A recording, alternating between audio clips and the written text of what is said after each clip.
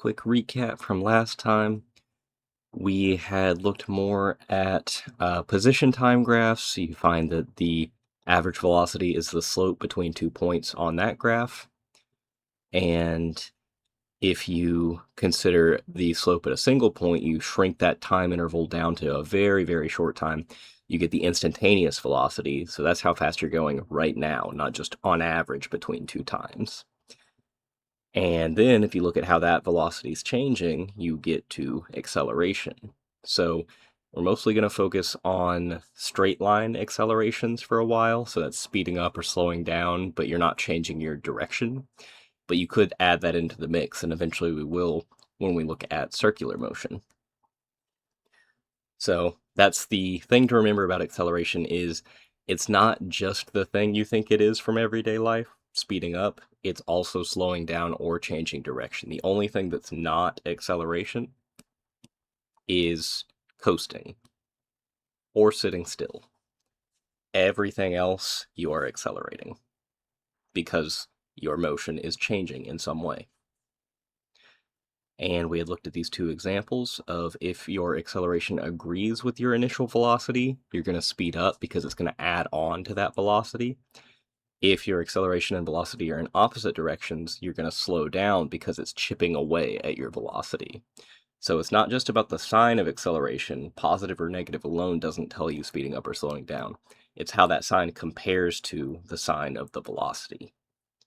So if they have the same direction, the object will speed up.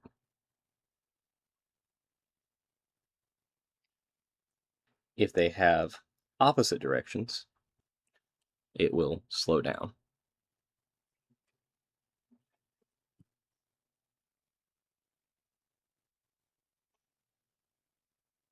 So we'll do a couple examples here.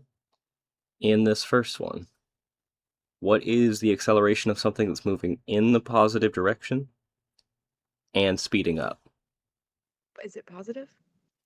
Let's see. So in the positive direction, what's that telling you? West or East would be the positive direction, but sorry, what variable is it telling you about? Is it telling you about acceleration or velocity here? So the difference between, velocity. yes, yeah, because velocity is telling you about your motion. Acceleration is telling you about how that motion is going to change. Right now it's just telling us we are moving in the positive direction. So the velocity, my initial velocity, is positive. If I'm speeding up, my acceleration has the same sign as my velocity.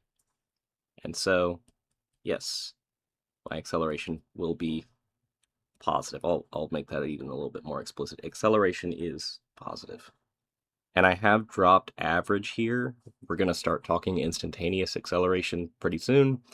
The main reason is that we're not going to distinguish between them very much in here. We're almost always going to look at a constant acceleration, and that would be like your foot is on the gas at the exact same level at all times. You could be speeding up, but you're speeding up by the same amount each second. You're not doing that and then suddenly braking and then speeding up and doing all these other things, because that just gets a little bit too complicated for discussing motion on a first pass.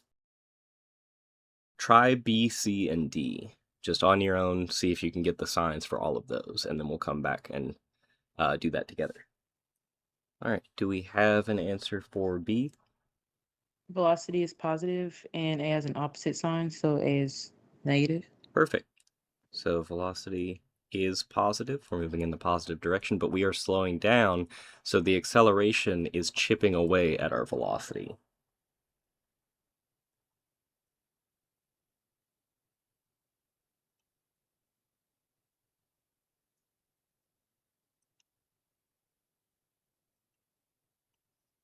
All right, what about moving in the negative direction with increasing speed?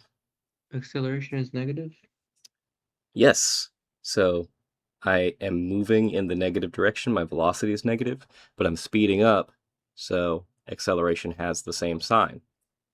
This is one of those confusing ones because you're speeding up, but your acceleration is negative. And it's because negatives, again, don't mean like less than before. They mean in the negative direction now. All right, and then for this last one, in the negative direction with decreasing speed. Is that positive? Yes.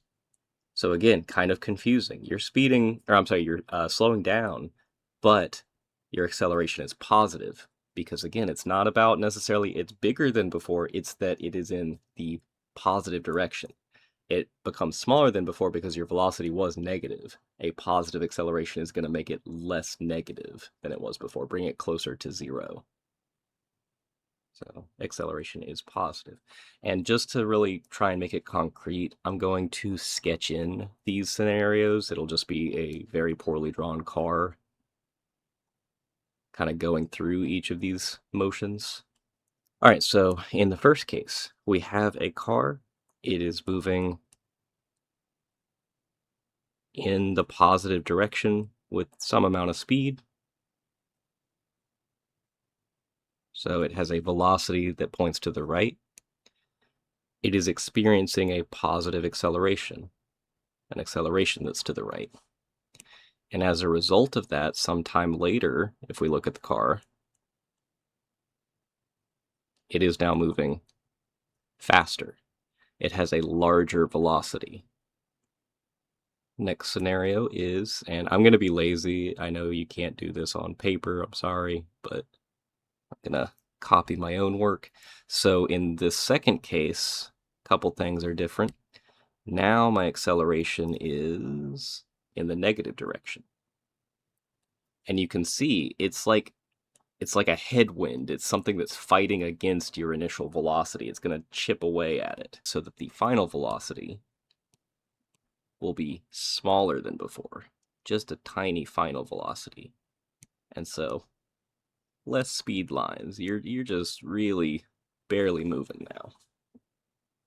All right, for these other two cases, we kind of got to flip things around because you were moving in the negative direction. So you might have started over here, moving with some initial velocity, and you had an acceleration in the negative direction. That is going to add on to your initial velocity. It's going to beef it up a little bit. And so now at this later time, you're really moving. And finally, for this last case, again, I'll be a little bit lazy. I'll copy myself, but a couple things will change. So now your acceleration is in the positive direction, while your velocity is still in the negative, so the acceleration is going to chip away at that velocity, take some of it each second that passes.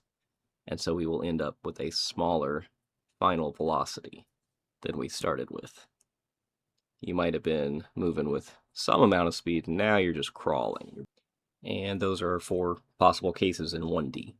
So instantaneous, I said, for us, it's not going to be very different from average, because if you are gaining the same amount of speed each second, then whether you calculate how quickly it's changing over a full hour or over an instant, you're going to get the same number. So we don't think of these as very different from each other, average and instantaneous accelerations.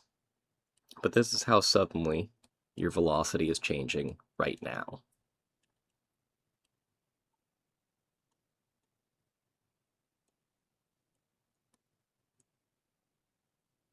So at this instant. So it is the limiting case of your average acceleration as the time span you're calculating that average over goes to 0. So it looks a whole lot like how we found instantaneous velocity. I'm calculating the rate of change of velocity, how much velocity changes per each little change in time, but I'm shrinking that time span down to a very, very, very, very short time. What mathematical thing is this? A derivative? Yeah, it's now the derivative of velocity. So it is the little change in velocity that happens per each little change in time. So in this moment, maybe you're going 20 meters per second. An instant from now, you might be going 20.0001 meters per second.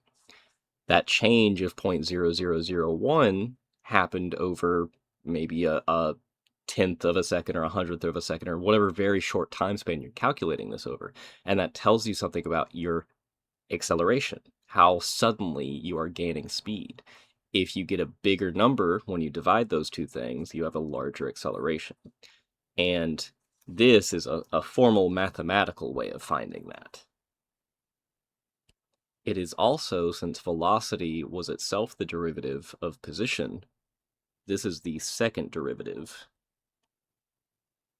of position, which that's not super helpful to know in here, but if you are, say, a physics major or an engineering major, you may someday see this show up for what are called equations of motion. So you don't need to remember this last one right now, but eventually you'll see it pop up again. All right, so we're going to come back to that elevator example. You got in the elevator, you went up, and then you came out. And that's how we found this velocity time curve over on the left-hand side. Now we're going to find the accelerations that were involved. So we know that here we were stationary. Here we were speeding up.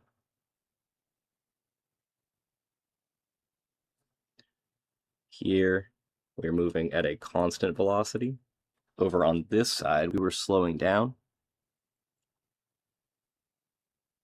And over here we were again stationary, because this was just that elevator ride from the other day, right? We found this curve. So what we're going to do with that is now figure out how dramatically were we speeding up, how suddenly. So when we were just sitting still like this, if we want to find the acceleration between 0 and 1 seconds, how would we find it from this graph? 0 to 1 seconds on the graph is constant. It's a flat rate of change. Yeah, so we're still finding the slope. And the reason that works to find acceleration is because we're actually looking at a different quantity in this graph. We are looking at velocity now, not position over time. So it might be clearer if I look between these two, let's say. So this is my velocity at time 3 seconds. I'll call that my final velocity. This is 0 velocity, but this was my initial velocity for that time span between 1 and 3 seconds. If I find the slope, it's going to be v minus v0 over t, so 3 seconds, minus t0. That's still the slope of this graph, but that's going to give me now the average acceleration between those 2 points. V minus v0 over t minus t0 is 4 meters per second minus 0. I should say positive 4. And then 3 seconds and 1 second. So this is an acceleration of positive 2 meters per second. And I can put that over here in my acceleration time graph. I had an acceleration of 2 meters per second in that time span. And like you had said originally, I had an acceleration of 0 between 0 and 1 seconds. So what's happened is I had no acceleration at first, and it's because I was just sitting there. I wasn't gaining speed, I wasn't losing speed. I was just stationary. But once I got in the elevator, I had an acceleration of 2 meters per second. And it's positive, which my initial velocity in this case was 0, but at the very least it wasn't negative. So this acceleration is going to tack on larger and larger values to my velocity.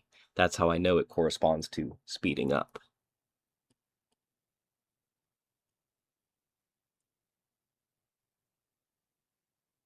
So A and V0 are positive.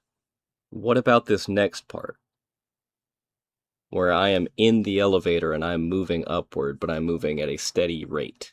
What would I say about my acceleration? It's constant. It is a very Or 0? yes, a very particular constant. The slope here is 0. And it makes sense to say the acceleration is 0 because my velocity is always 4 meters per second for that part of the trip. I'm not gaining velocity, I'm not losing velocity. So I have no acceleration. So between 3 and 8 seconds,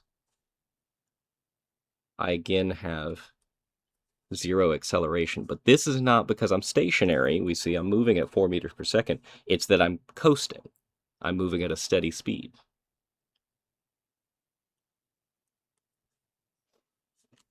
And the reason it jumps like this, because normally you'd be used to seeing kind of a nicer, smoother curve connecting those, is just because of my graph jumping in slope. So at these points, the slope jumps from one value to another. It doesn't smoothly do it. And that's just because we sort of eyeballed these middle parts. I didn't actually take a derivative. I didn't have a function to take a derivative of to get the smooth version of this.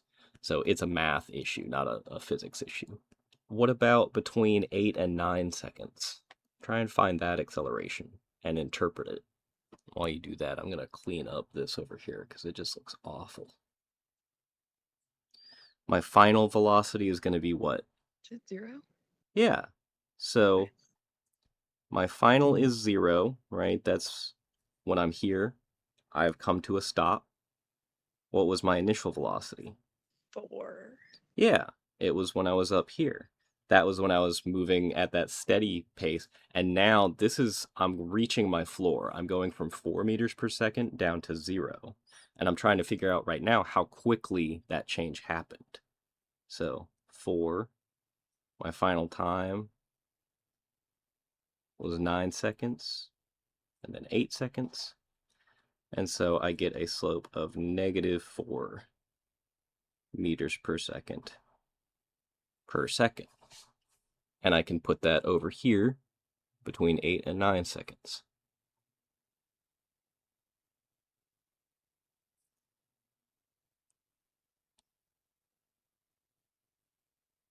And then this last part, again, I'm stationary. My velocity's not changing. I have no acceleration. So this is because I am actually stationary again. So just looking at this graph, can you kind of tell what happened for each part of the trip? I started by not gaining any speed at all. I don't know just from this graph what my initial velocity was. I have to look over at this graph to say, I started at 0, but I at least know that number's not going to change between 0 and 1 seconds because my acceleration was 0. But then, between 1 and 2 seconds, how much does my velocity change? 2. 2 meters per second. I gain 2 meters per second. And then between 2 and 3, I gain another 2 meters per second. Therefore, I am now at 4 meters per second of velocity. Okay? And now, between 3 and 8 seconds, how does my velocity change? It's staying the same. Yeah, it doesn't change. My acceleration is 0. My velocity has no sudden change in it. And so it's stuck at the value it had just before, 4 meters per second. We stay moving at 4 meters per second between 3 and 8 seconds. But then something happens again at 8 seconds. How much velocity do I lose between 8 and 9 seconds? -4 meters per second. Yeah. Yeah, so I lose 4 meters per second of velocity per second. I know I'm losing it because I started with a positive velocity. I had 4 meters per second in the positive direction, and I have a negative acceleration, which means slowing down if my velocity was positive. They're opposite signs. So that 4 meters per second I had, it gets taken away from me in that 8 to 9 second span. And now, for this last part, nothing interesting happens. I'm stuck with my previous velocity, which was 0 meters per second, because it just got taken away from me. So acceleration is the most confusing of the three because it's a rate of a rate. It's how quickly your velocity is changing. But just consider, like, it is what's being added onto your speedometer per second or being chipped away from it per second. That's all it serves to do here. So we know this was slowing down. this 8 to 9 second span. Because while the velocity was positive, my acceleration is negative. But this is just going to be you in the elevator at these different times. And we're going to just think about what it's going to feel like for you. Because this will say something interesting about human beings. So I'm just drawing my little elevator box to say what's going on for each of these parts of the trip. This is when you just got in the elevator and you're just standing there for a moment. But my question is going to be, what does it feel like for each part of this trip? When you're just standing in the elevator, nothing's happened yet, I'll call that my baseline. You feel normal then. But once the elevator starts accelerating upwards, take this from your everyday experience of an elevator. What does it feel like? Like you're kind of being pushed to the ground. Yeah, you feel like you're kind of being pressed down into the floor.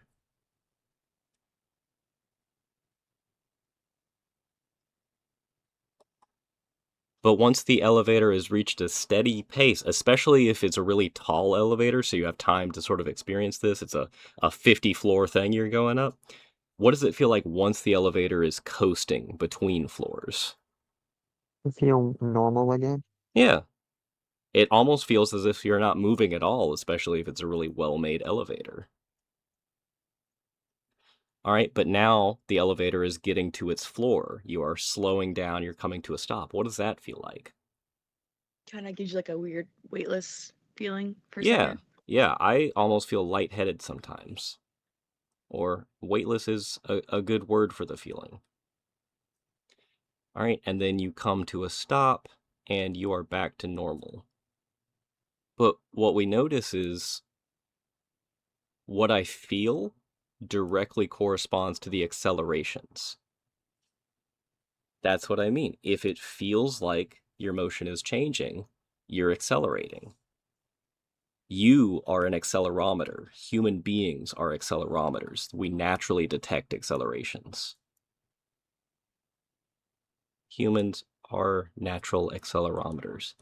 And really, that's not even a biology thing. It is a physics thing, because accelerations are the only thing we can detect, in a sense. Velocities shouldn't be detectable because they don't really have an absolute meaning. What I mean by that, this gets a little bit deep and a little bit abstract for a second, so if it doesn't make sense, don't worry. Velocity is a sort of made-up thing, because right now, you may say you're sitting still, but you're actually moving around the sun at about 18 miles a second. That's the Earth orbiting the sun. Do you feel that? Do you feel the 18 miles a second? Or consider in a car ride, if you're going 80 miles per hour, if it's a really smooth road, does it feel like 80? What does it even mean for it to feel like 80? And if you do notice, it's not because of how fast you're going, it's the bumps you're hitting. It's the accelerations that you're noticing. Humans don't have a way to know how fast we're moving because it's not a definite thing. It's not a concrete value. It only has a specific value when you're referring to how fast you're moving relative to your seat right now, let's say, or relative to the sun, or relative to something else. Accelerations themselves, though, those have meaning because the change in your velocity between one moment and the next, we're going to agree on that no matter where we're measuring it from. So again, that's abstract. That's kind of hard to think about at first, but that's why we feel accelerations. We don't feel velocities. But then the other thing is that the average acceleration is the slope of the line on this velocity time curve between two different times, and then this is the slope at an instant. And this would have looked a lot neater if I had my picture I wanted for this in here, but I think I forgot to put it in. So those are our three quantities we're going to focus on, our main quantities of motion. What does displacement tell you, just as a recap? Far you've moved? Yeah. So I'm going to call it where you're moving. How far and which way. What is velocity? What's your... How fast you're going in which way? Yes, yeah. So I'll call it, it's how you're moving. It's the features of your actual motion at any moment. So how fast are you going and which way? And what is acceleration? The change in how fast you're moving? Yeah, so it is how your motion is changing.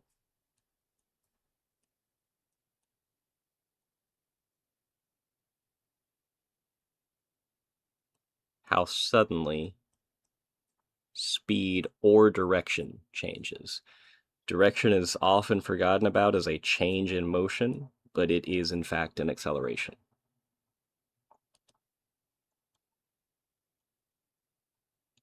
And we could actually keep going if we wanted to. We could say, well, how suddenly is your acceleration changing? Maybe you were flooring it and then you have to slam on the brakes. Those are two different accelerations. How quickly did you switch between them? Anyone know what that's called? The rate of change of acceleration? All right, well, velocity is the rate of change of position. That's why it's the derivative of position. Acceleration is the rate of change of velocity, is the derivative of velocity. There is something else that is the rate of change or derivative of acceleration. It's called the jerk. So how jerky the ride is, if you are with a really bad driver who's constantly stopping and starting, putting on the gas, putting on the brakes, you feel that. What you're feeling is that change in acceleration. Any guesses for the rate of change of jerk? It's called snap. And these, the reason you've never heard of them is because they're not used very often except in like special engineering situations. Like snap actually is used in elevator design, jerk and snap. Same goes for roller coasters. They consider snap because these are things that could make the ride feel unpleasant. And if they can kind of fine tune those values, then it doesn't feel as suddenly jerky and violent and all these unpleasant things that you have on a bad roller coaster. Which over the winter break, I rode the Incredible Hulk coaster at Universal, and I consider that a bad roller coaster. It was not a pleasant one to ride. So it goes position, velocity, acceleration, jerk, snap. Any guesses for what comes after snap? Crackle. You are correct. It really is. Any guesses for what comes after crackle? It's pop. It is pop. What about after pop? I don't know. Lock. What about after lock? Drop. Yes. This is real. You can look this up. It goes I am position. baffled right now. Yeah, position, velocity, acceleration, jerk, snap, crackle, pop, lock, drop. Look it up, I promise. But again, the reason is because once we get past acceleration, those other quantities become less and less important except for special case things. And if you are dealing with those special cases, you'll learn about that at some point. But we're going to stop at acceleration. It will be the last one we're worried about changes for. So rate of change of velocity. All right, so we've seen how we get from position to velocity, for instance. We find slopes on this graph where we take a derivative. And now we've just seen how we get from velocities to accelerations. Again, we can find slopes on a graph, or this is a derivative, which I really should say derivative with respect to time. So I need to fix that in my earlier plot too. This should not be d dx, it's d dt, rate of change with respect to time. But now the question is, what if I only have that acceleration information? Because that's the one we actually feel the most, the acceleration. How could I use this to get back to my velocity? And we just sort of did that for this specific example, because what we were finding is, for instance, if I had an acceleration of 2 meters per second, that just means my velocity changes by 2 meters per second per each second that passes. But do you see that you could also read that as find this area? It's going to be 2 meters per second per each second that passes. 2 seconds pass. That area is 4 meters per second. That gives us my final velocity. That's a little bit not obvious at first, but that's another way to look at doing this. Do you see where we're headed? If you have an acceleration graph, how do you get to a velocity? Integrals. Yes, you go back the other way. It is the reverse process of differentiation. So same goes if I want to get from velocity back to position. Instead of the derivative, I integrate with respect to time. I find areas, and that will tell me about positions. So that's the idea. If my velocity were constant, I would just say the distance I've moved is the velocity times the time. So, for instance, if I'm moving at exactly 2 meters per second, and I do that for 2 seconds, I've moved 4 meters. That's finding an area of a rectangle. That's easy. But I don't see any rectangles here. There's not a nice, clean one I can draw. I can approximate. I can say, I can sort of fit a rectangle there, and I can sort of fit a rectangle here. But they're always going to either overshoot or undershoot the actual curve. So if I find these areas, I will approximate the distance covered, but it will not be perfect. How do I fix that? Like doing it until the rectangles are like slivers, which is just taking the integral. Yes, perfect. So think about really, really, really narrow rectangles, because then I actually can fit them without overshooting or undershooting the curve. They're so thin that they slot right in. So instead of a large time span, which you might call a delta t, I'm going to look at very small time spans, dt, differential spans of time, very little short time spans. And the reason that works physically is because even if I'm going really, really fast and I've got a huge acceleration and all these things are changing, my velocity is a different number at every instant. If I shrink down to just a thousandth or a millionth or a billionth of a second, my velocity on the speedometer, my reading is not going to change all that much. I could be, pedal to the metal going as fast as possible, but I'm not going to see my position change very much or my velocity change very much if I am focusing on a millionth of a second passing.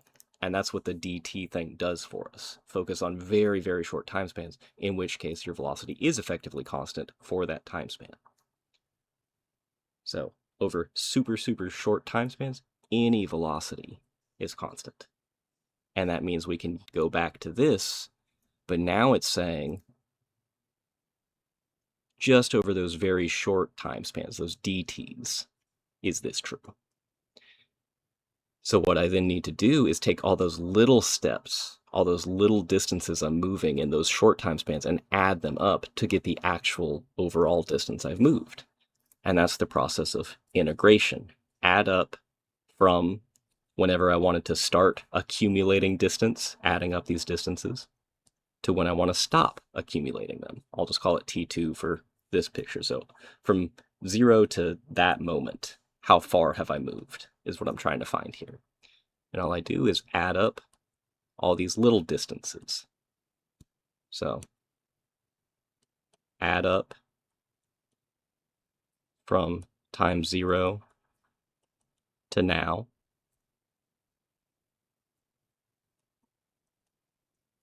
All the little steps, dx's, I've taken. And that will give me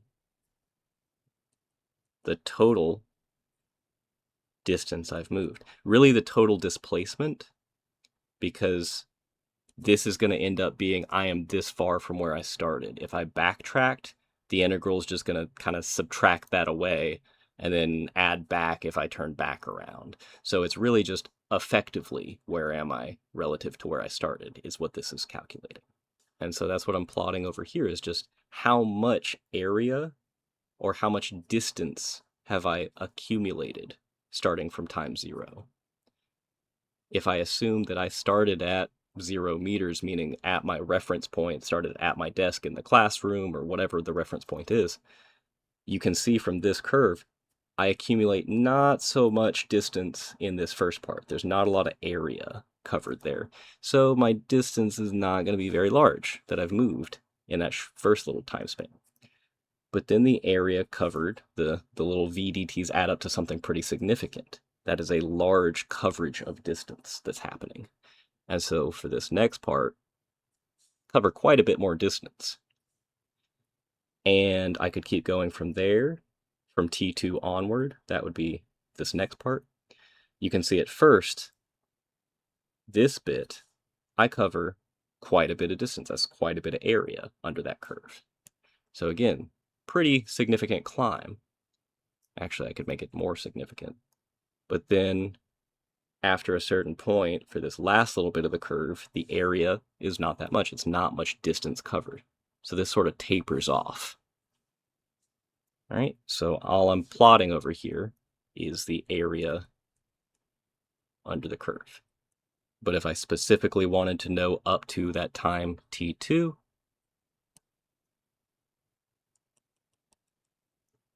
this is telling me my position at time t2. My position at time 0 was this. And so this area corresponds to this height. They are the same number. It's just a different way of plotting it, an area versus just a value on a graph. This is x of t2 minus x at time 0, right? And things like this, it'll make more sense when we get into a concrete example next, which we're going to do with acceleration. But that's the idea, is even if my motion is not constant, I'm not moving at a constant velocity, I can pretend I am over super, super short time spans and then add up all those little motions to get the actual motion that happened. If I want to do it between random times, I just add up the area under the curve between those specific times. So I don't always have to start from 0. I can start from, hey, 10 seconds after I started my trip, up until an hour after I started my trip. How far have I moved? Or between 2 hours and 3 hours, how far have I moved? I can pick any 2 times and this will work. So it's the area between the velocity curve and the time axis. That's just the area under the curve. From time 1 to time 2. And that'll tell me how far I've moved. So total displacement. I just get from adding up all the tiny steps I'm taking. Likewise, if I have an acceleration curve and I want to find how my velocity's changed, I add up between those 2 times all the little changes in velocity that happen.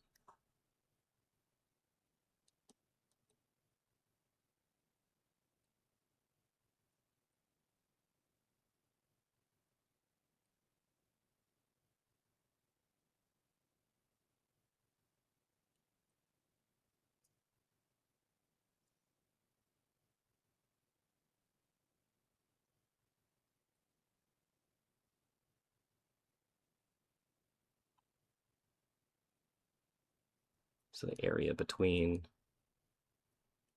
acceleration curve and the time axis from time 1 to time 2. Give you a second to get that down, and then I'll say something else to try and clarify, because this is where it gets abstract again for a second to write the calculus. We'll see it become more concrete when we use it in just a second to calculate some stuff.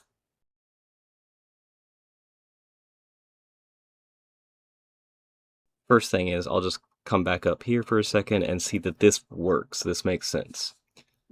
So what is the area from 0 to 1 seconds here? 0? Yeah, no area. 0. So what is my total change in velocity between 0 and 1 seconds? 0. Yeah, no change happened. All right, this works. Now let's keep going. Between 1 and 3 seconds, what's the area under this curve?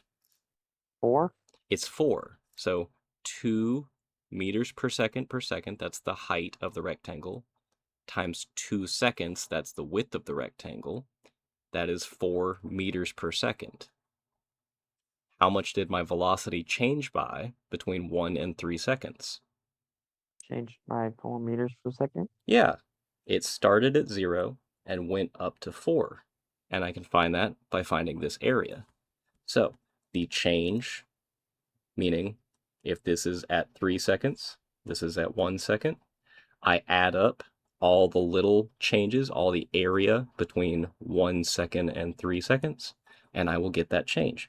But it only tells me the change. It does not immediately tell me what my velocity started at. I had to check my velocity graph for that.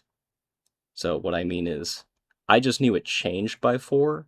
I didn't at first know that I started with 0 meters per second of velocity until I looked on this graph.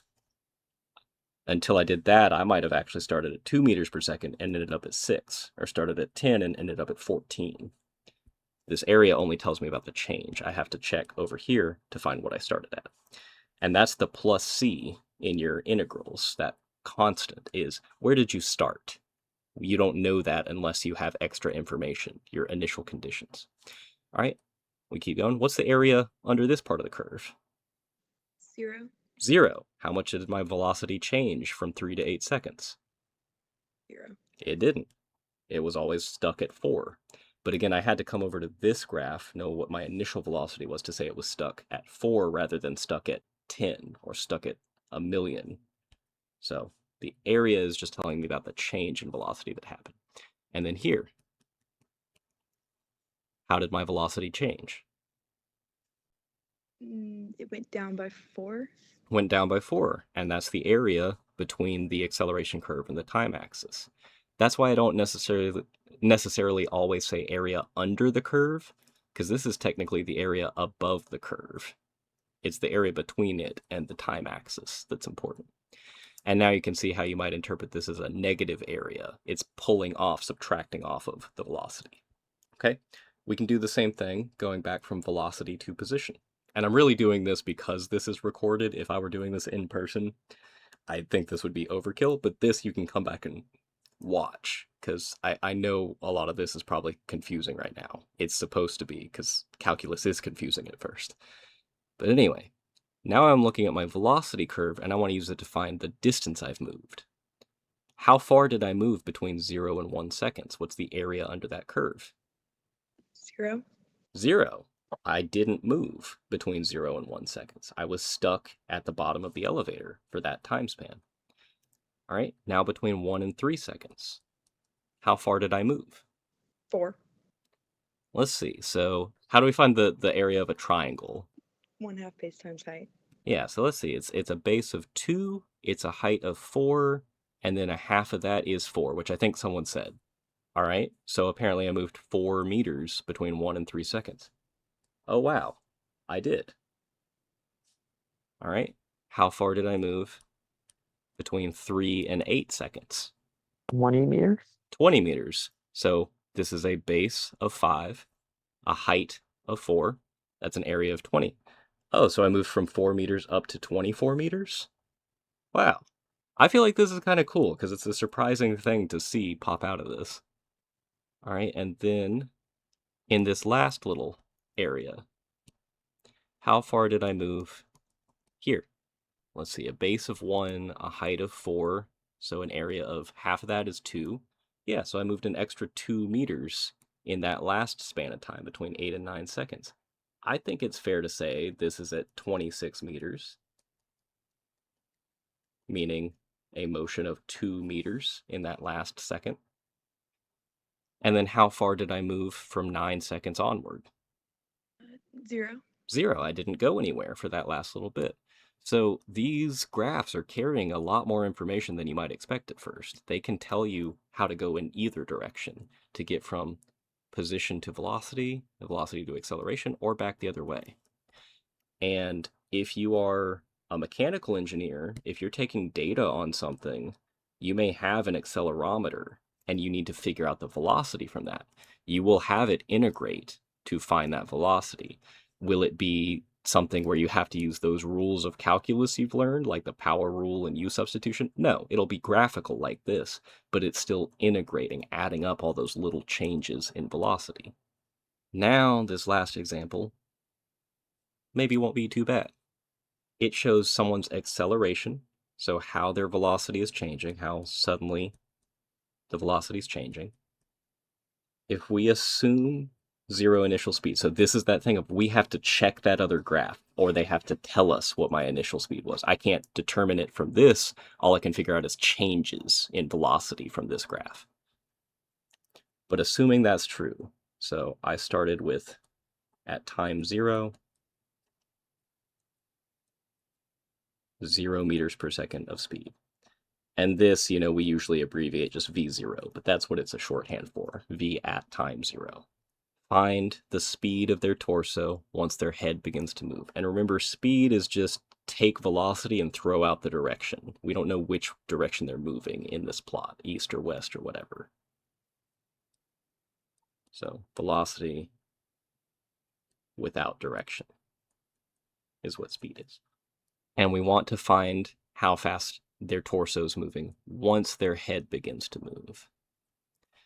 So what time are they asking us to find their torso speed at?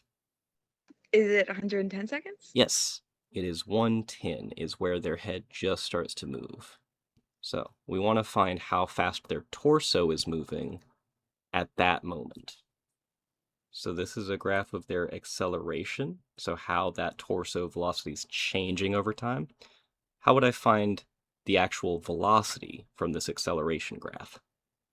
Hit the integral.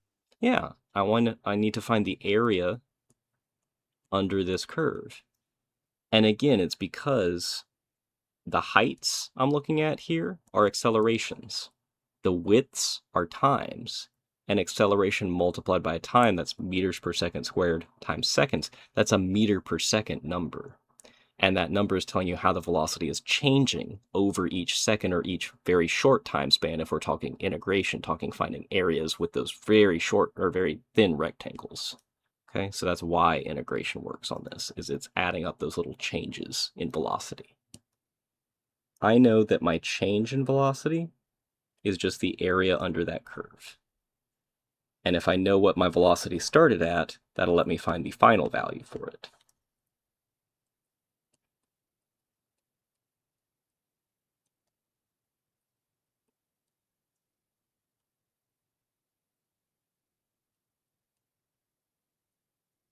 And again, these don't worry about them. They are just a necessity to make the mathematicians happy. You may not even see them use it in a calculus course, but it's so that you don't reuse the same variable both for adding up areas and for evaluating where you want to find that area between.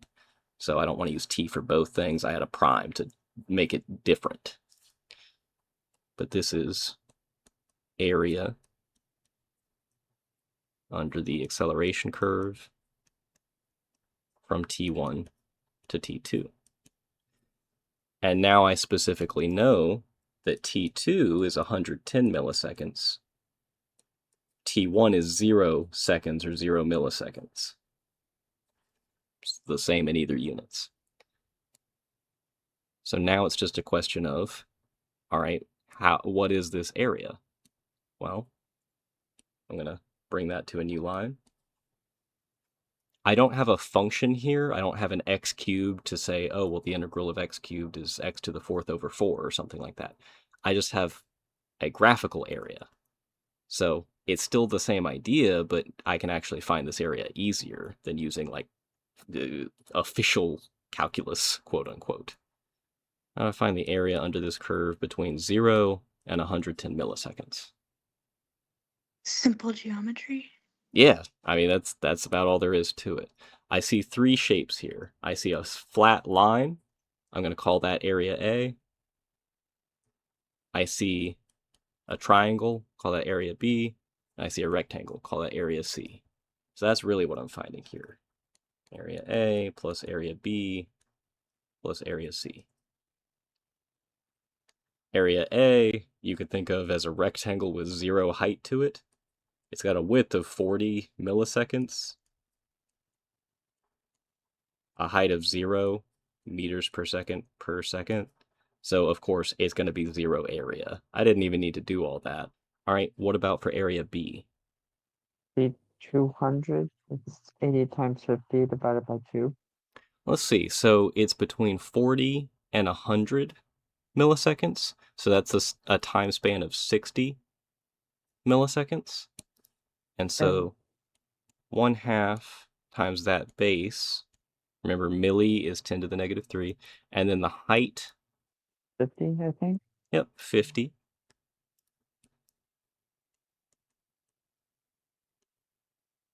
And then area C, what's that one going to be? 250?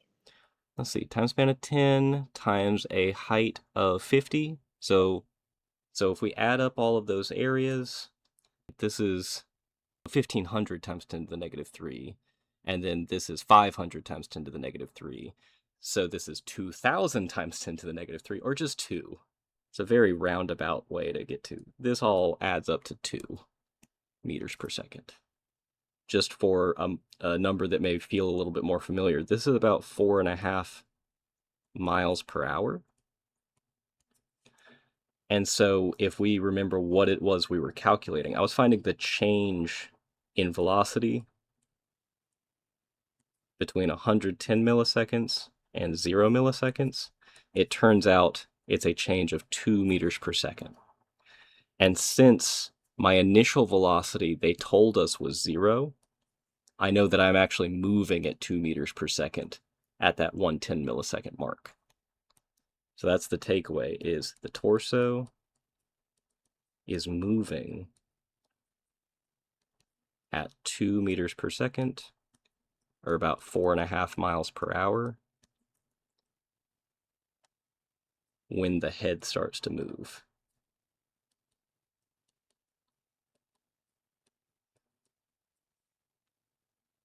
Stop and think about that. Put yourself in the shoes of this person whose body is moving at almost 5 miles per hour and their head has not started to move yet. That's what causes whiplash in a car accident, is you're sitting there, you're having a good day, and then suddenly someone hits you. There's an impact.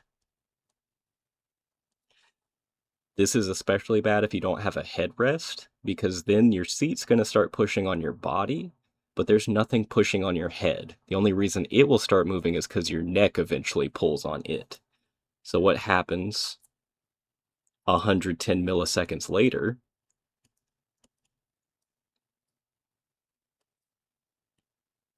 is that your body is moving along with the seat at 4.5 miles per hour. Meanwhile, your head is still where it was. You see how that might cause some neck problems? Any questions on this one? This might be like a reading comprehension problem on my part. But the way the question is worded, I initially read it like find the speed of their torso once their head has already moved. As in, like, could you maybe elaborate a little bit Yeah. on like, yeah. Sure. So the reason I decided on 110 is because I see that the head had 0 acceleration, meaning because they said everything is stationary at first, it wasn't moving up until it started to experience an acceleration. And that's what's happening from 110 milliseconds and beyond. So once their head begins to move is saying when it starts to accelerate, when it has a non-zero acceleration. Well, the nice thing is we actually take a step back now, and it's because as long as we have a constant acceleration, as long as instead of messy curves like this, the acceleration is actually just a straight line, calculus is overkill. We could use it, but we don't have to for constant accelerations. Instead, we have a different tool called the kinematic equations that makes this easier to do. It may not seem like it because it's going to be 5 equations, and how do 5 equations become easier than 1? But I'll explain why that makes things easier in a minute. So, it only works for constant acceleration. What is constant acceleration? It means your velocity changes by the same amount each second.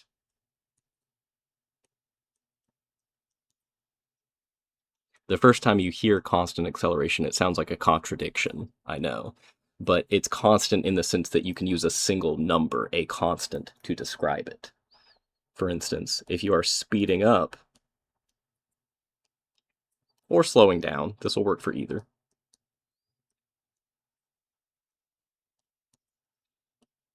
By 3 meters per second each second. That's an acceleration, a constant acceleration of 3 meters per second, or meters per second squared. I don't know which way in this case. I don't know east or west, so I won't give it a sign, but this is the magnitude of that acceleration, how large it is. So as long as we're dealing with accelerations like that, where you're gaining 10 miles per hour each second, or 3 meters per second each second, or we're going to find pretty soon 9.8 meters per second each second, these equations we're about to find will work just fine. I'm going to very quickly go through this algebra because it's not the important piece. The equations in boxes are. I just need to tell you where they come from. So we start with our average acceleration and average velocity. If acceleration is constant, again, that means that it doesn't matter whether we calculate it over an instant or over an hour, we're going to get the same number, meaning average and instantaneous acceleration are equal. That's what this says right here. So I can use this to represent either of them. I'm going to start simplifying by always assuming I'm starting the clock at 0 seconds, meaning whatever event it is I'm observing, I start timing when the event begins. I don't time from 9 seconds or something odd. And that's going to let me throw this t0 out everywhere and just have t, the final time. Do some rearranging, I get my first kinematic equation, this one right here. For velocity, I can do that same sort of rearrangement, but I can't stop there because unlike acceleration, the velocity is changing. It's changing by that fixed amount each second, whatever the constant acceleration is. So I have to do a little bit more work with it to relate it to my initial and final velocities. It's pretty straightforward to do because if I have a constant acceleration, again, that means I'm gaining the same amount of velocity each second. The slope of the velocity curve is constant. And so my average velocity is going to fall midway between my initial and final. Just because if I am gaining the same amount of speed from one moment to the next, I'm spending half of my time going slower than that average. I'm spending the other half going faster. So on average, I am going this fast. That's why it's the average. And that lets me replace average velocity with midway between initial and final. That's the next little bit of algebra. And if I combine that with this, I smash them together, I get my second kinematic equation. Again, if you're not following all the algebra, it's totally okay. These are a means to an end. The next thing I can do is smash this equation and this one together. And I can do that in two different ways. I can do it to get rid of final velocity and just have something in terms of initial, or I can do it to get rid of initial velocity, so I just have something in terms of final. There's two more. And then the last one, I could, instead of getting rid of velocities, I could get rid of time. I could eliminate it from the equation. And if I do that, I end up with my final kinematic equation. And that's how we get these 5. Okay? It's a whirlwind, but you don't need the algebra, you just need these equations. Why do you think it's better to have 5 equations than 1? This is just a guess, but maybe you don't always have every kinematic variable in every situation. Exactly. And so your options are, if you only have 1 or 2 equations, you have to do all of this algebra I just did to find that thing you're missing. But since I did it for you, you just pick the one that has all the things you're given and has the one you're looking for and is not concerned with something you're not given. That's what these dashed lines mean, is for this equation, you're looking at a problem where they gave you maybe these 3 things and ask you for this one, but they didn't tell you anything about your displacement. Or you pick a different equation if they give you other stuff and ask for a different thing. But you have every possibility now, and it reduces the amount of algebra you have to do significantly. That's the benefit of having more equations. So that's what we're going to do, is start applying this to figure out how far things have moved, how fast, so on and so forth. And we're not going to have time to fully set this up. I'm just going to read through this and start labeling some things. So we got a speedboat, has a constant acceleration. They're telling us, hey, you can use the kinematic equations. It's an acceleration, so I'll label it A. Find the displacement. Displacement is the change in position, or final minus initial. After this span of time, 8 seconds, that's a time, if its initial velocity is 6 meters per second, also in the positive direction. So that's my V0. And you'll see I've got this table right here. I'm going to recommend you always make a little table like this for these types of problems because it helps you organize your thoughts. So what I can do is take all of that information I was given, put it in.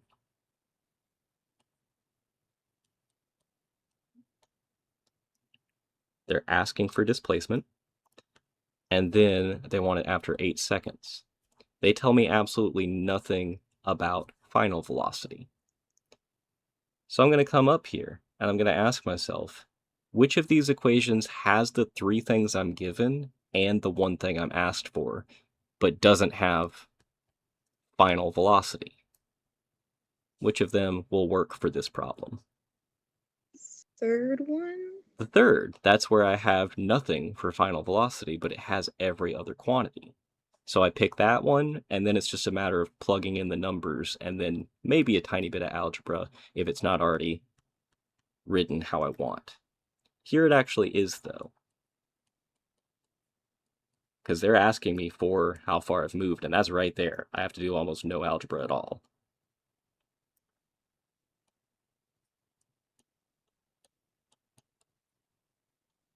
And this is going to be how kinematics problems go for ever, is just finding the variables you're given, the one you're asked for, and finding the correct equation to relate them. You may someday have, and this is like deep into engineering, if you're someone who has to worry about jerk and snap and crackle and pop, all it does is adds terms to this. It additionally has a 1/3 jerk t cubed plus a 1/4 snap t to the 4th and so on. So these won't be just useless if the acceleration is not constant. You just kind of augment them with that extra stuff. But I'll stop there and we will finish this one up and finish the chapter up next class. So I'll probably go ahead and send out the chapter 3 notes by Monday for sure, so that you have them for Tuesday. Any questions before I close out? What is the quiz situation?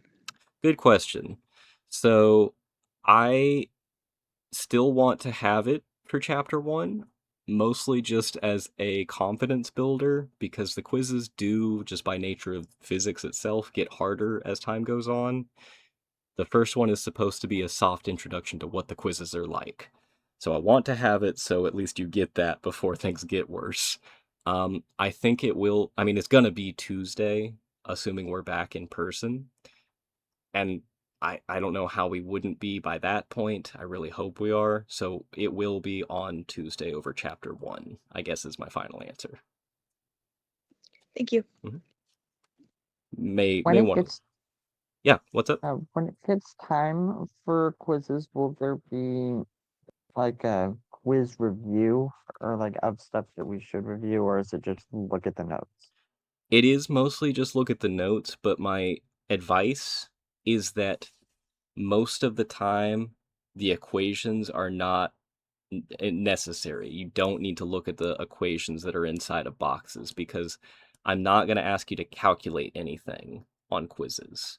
I'm only going to ask you about things like, I'm going to the west, but I have an acceleration to the east. What do I do? Do I speed up, slow down, change direction? Stuff like that. Okay.